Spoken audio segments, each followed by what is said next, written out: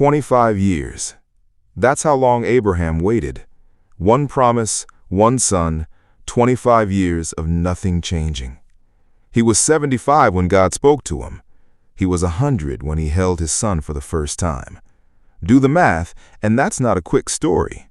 That's a quarter of a century of waking up every single day to the same unanswered question. But here's what most people miss when they read this story fast. They skip straight from the promise to the baby, like it's one smooth scene. It wasn't. There were years in between when nothing happened. No sign, no update, no divine text message saying almost there. Just an old man getting older, watching the promise get harder to believe with every passing year. So here's the real question. Not, did God keep his promise? We already know the ending. The real question is harder than that. How do you keep trusting a promise when the promise itself seems to be getting less and less possible? Stay with me, because this is where the whole story actually lives, not in the ending, but in the waiting. Think about it from Abraham's side for a second. If someone told you today you're going to have a child, and you were 75, you might smile politely and walk away. But Abraham didn't get to walk away. He had to live inside that promise. Every birthday made it stranger. Every year made the gap between promise and reality wider. This is where the tension really sits.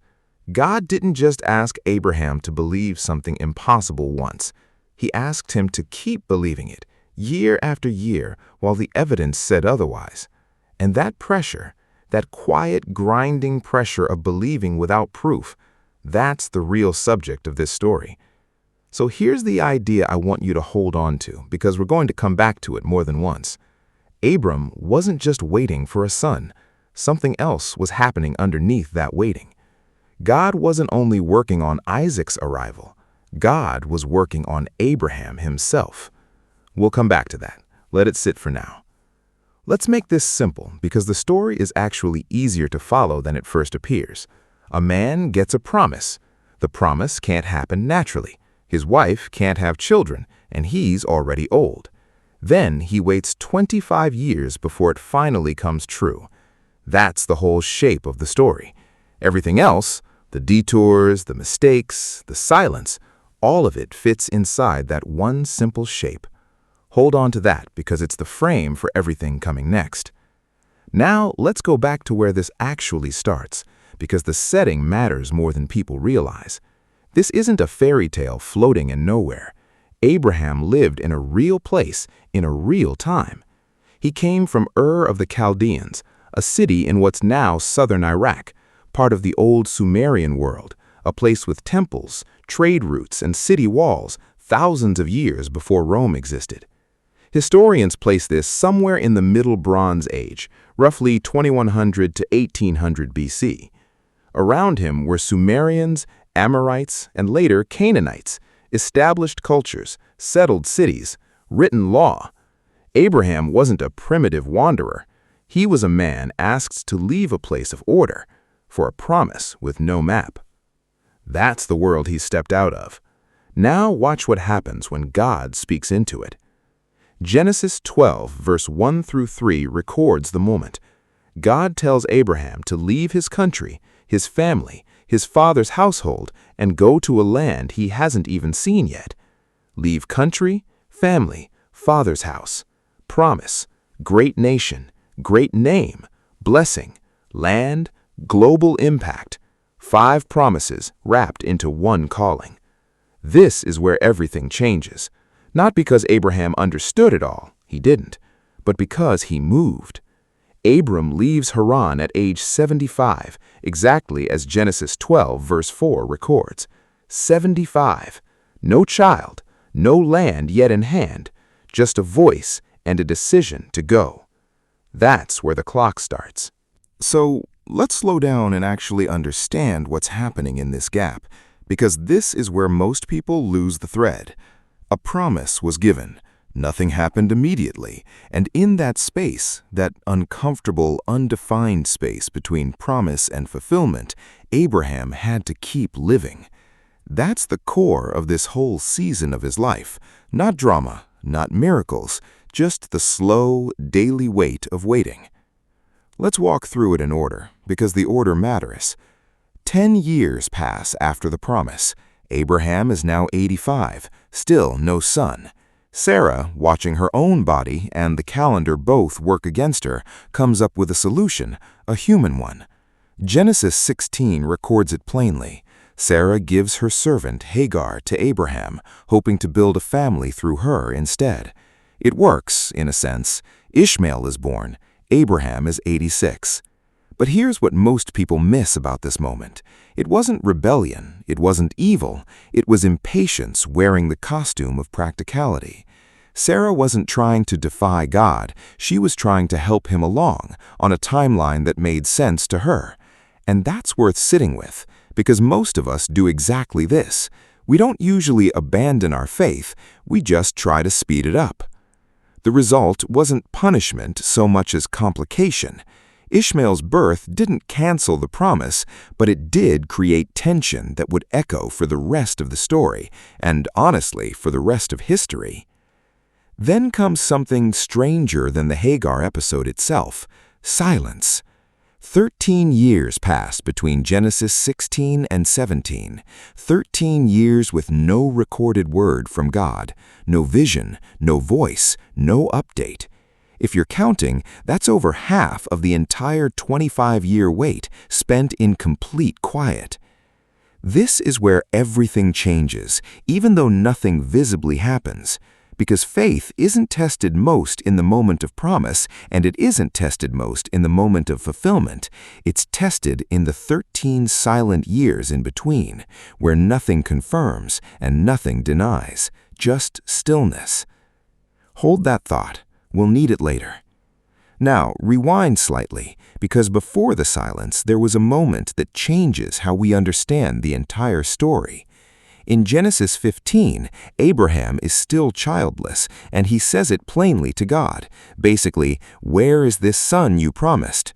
God's answer isn't a calendar date, it's a sky. He tells Abraham to look up at the stars and count them if he can, because his descendants will be like that, uncountable. And then comes one of the most quoted lines in the entire Bible.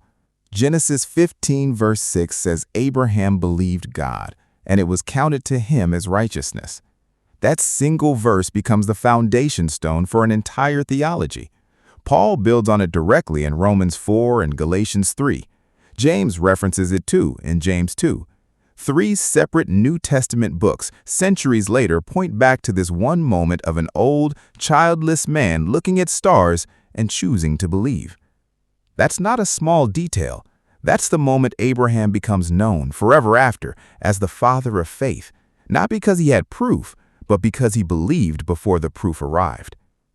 Right after that belief is spoken, something unusual happens: a covenant ceremony, still in Genesis 15. In the customs of that time, 2 parties making a covenant would both walk between divided animal pieces, symbolically binding both sides to the agreement.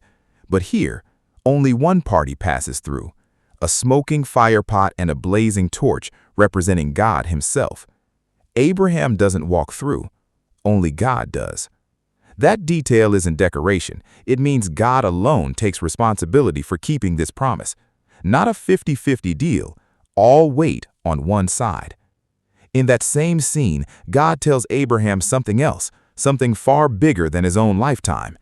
Genesis 15 verse 13 predicts that his descendants will be enslaved in a foreign land for 400 years before being freed. 400 years spoken about a nation that doesn't exist yet, to a man who doesn't even have one child yet.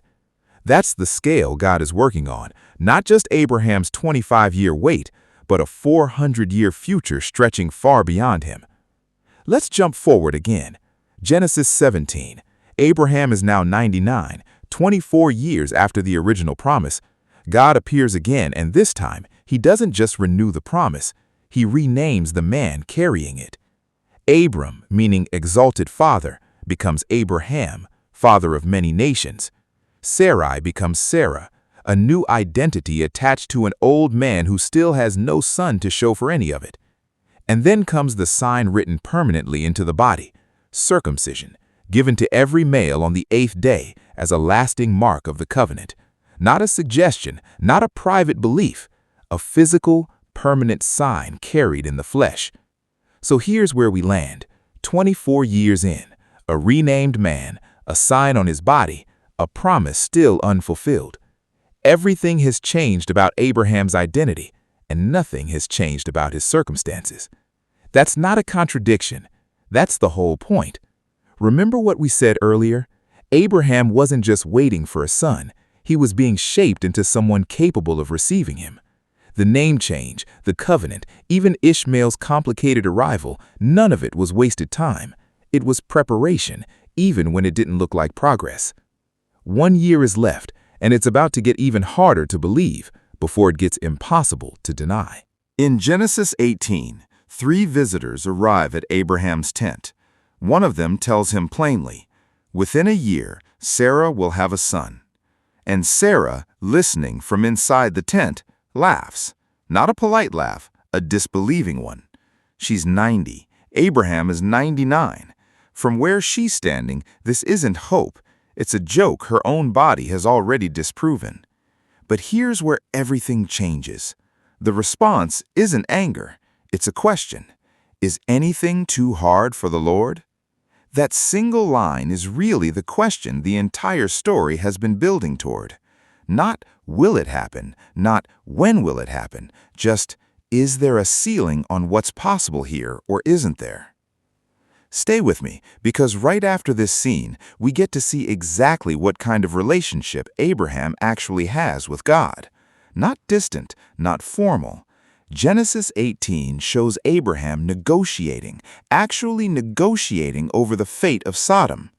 He starts at 50 righteous people being enough to spare the city, then talks it down to 45, 40, 30, 20, finally 10. 6 rounds of back and forth, each one a little bolder than the last.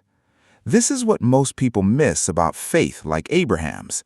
It isn't passive. It isn't just waiting quietly and hoping for the best. It's bold enough to ask hard questions and push for mercy, even while still waiting on an unanswered promise of his own. Sodom still falls in Genesis 19, but Lot is rescued first. Justice and mercy, both true at once. And then the moment the entire story has been pointing toward from the very first page. Genesis 21. A son is born, Isaac. Abraham is exactly 100 years old. Counted from the beginning. The promise came at 75. The fulfillment comes at 100. 25 years, start to finish, just like we said at the very beginning of this story. His name, Isaac, means he laughs, and that's not a coincidence.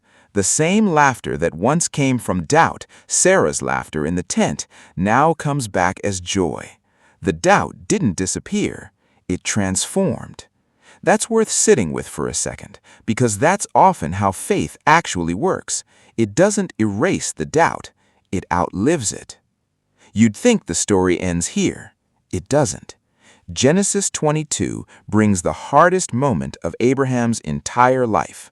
God asks Abraham to take Isaac, the son he waited 25 years for, to Mount Moriah and offer him there. Not metaphorically, literally. The journey to Moriah takes 3 days. 3 days of walking, knowing exactly where you're going and exactly what's been asked of you.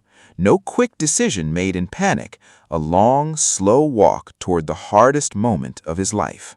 And right at the point of greatest tension, Abraham says something that becomes one of the most repeated phrases connected to his name. The Lord will provide. In Hebrew, Yahweh Yireh. Not a guess, not a hope, a statement spoken before he had any idea how it would actually happen. A ram is provided, Isaac is spared, and the substitution at that altar, one life standing in for another, becomes one of the clearest foreshadowings in the entire Old Testament of what would later happen at the cross. This is where everything connects back.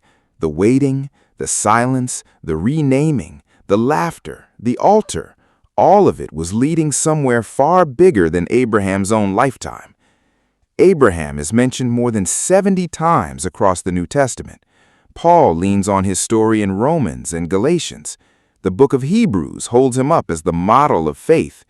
James points to him as proof that real faith shows itself in action. And Matthew opens his entire gospel, the first verse of the New Testament, by tracing Jesus' lines straight back to Abraham. One man's 25-year wait becomes the doorway into the rest of the story of Scripture. So here's the bigger picture. Abraham's life wasn't really about getting a son. It was about becoming someone who could carry a promise that size. Think of it like a riverbed being carved slowly by water. You don't see the shape changing day by day, but years later, the whole landscape is different. That's what those 25 years were doing to Abraham, carving, not punishing. And maybe that's the real takeaway for anyone watching this. If you're in a season where the promise feels older every year, where the silence has lasted longer than you expected, you're not necessarily stuck. You might be in the part of the story nobody talks about, the carving part, the part where you're being shaped into someone who can actually hold what's coming. Abraham didn't wait 25 years for a son. He waited 25 years to become the man who could receive him. And maybe so are you. If this kind of story, the kind that sits with you a little longer than expected, is something you want more of, you know where to find it.